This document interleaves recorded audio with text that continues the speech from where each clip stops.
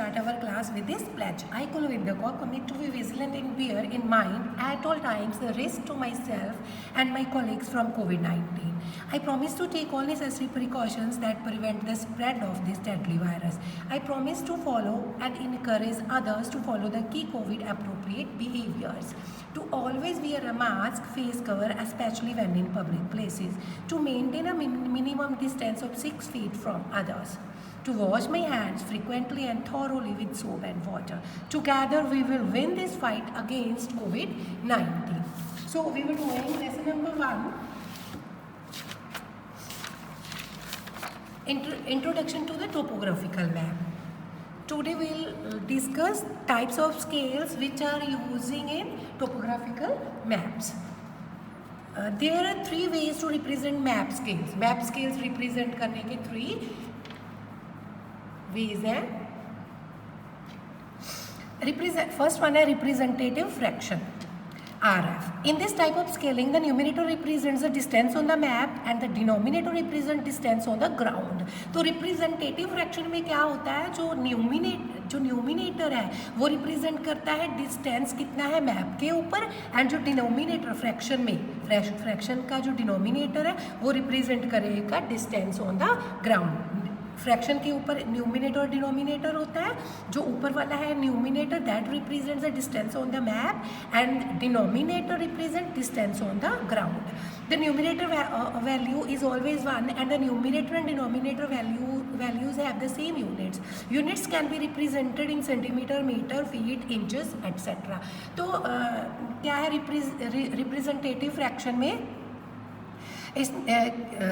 इसका जो न्यूमिनेटर रहेगा वो ऑलवेज 1 होगा एंड जो न्यूमिनेटर एंड डिनोमिनेटर वैल्यूज़ है यूनिट्स की वो सेम होनी चाहिए. मींस अगर न्यूमिनेटर सेंटीमीटर में है तो डिनोमिनेटर भी सेंटीमीटर यूनिट में चाहिए. अगर मीटर में न्यूमिनेटर है दैन डिनोमिनेटर भी मीटर में ही चाहिए.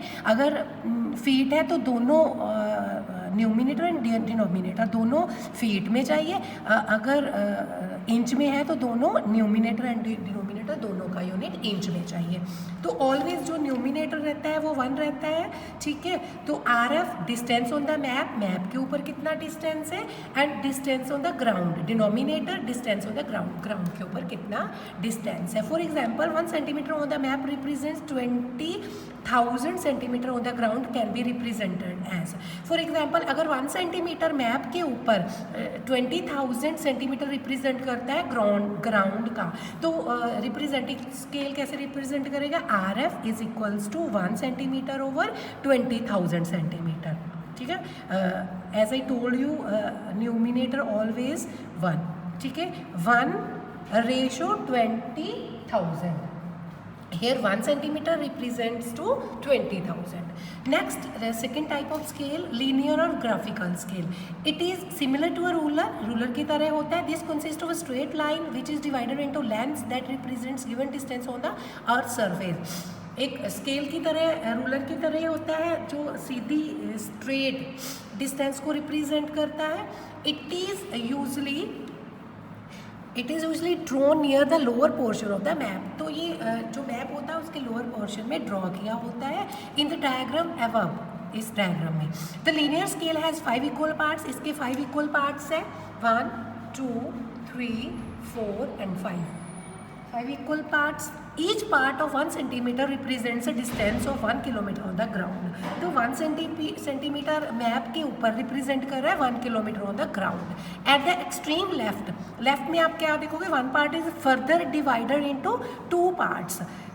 2 parts of 0.5 centimeter which represents 500 meter distance on the ground. तो ये 1 सेंटीमीटर को रिप्रेजेंट कर रहा है और 1 centimetre is equals to 1 kilometre. अगर 1 सेंटीमीटर का हाफ हो गया तो that represents 0.5 centimetre and 500 metre on the ground. Next we have verbal scale. Verbal scale are also called statement scales. तो इसको स्टेटमेंट स्केल भी बोलते हैं क्योंकि ये जो अपनी स्टेटमेंट वो है स्टेटमेंट में देता है, वर्ड्स में देता है. Here the map scale is described in words. The statement that represents a scale includes the units. तो ये भी अपनी स्टेटमेंट में यूनिट्स को भी इंक्लूड करता है। For example 1 centimetre distance on the map is equal to 25 kilometre distance on the ground is represented is 1 centimetre ratio 25 kilometre और 1 centimetre to 25 kilometre. Means 1 centimetre जो मैप का है वो 25 किलोमीटर ऑन द ग्राउंड होगा। ठीक है, so next है measuring distance on the map.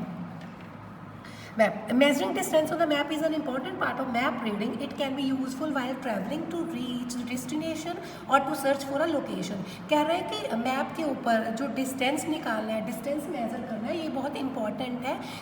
ये तब बहुत ज़्यादा इंपॉर्टेंट है जब हम कहीं ट्रैवलिंग के लिए जा रहे हैं, जहाँ हम कोई लोकेशन हमने कोई ढूंढनी है, तो हमें मेजरिंग डिस्टेंस करनी आनी चाहिए। You can measure distance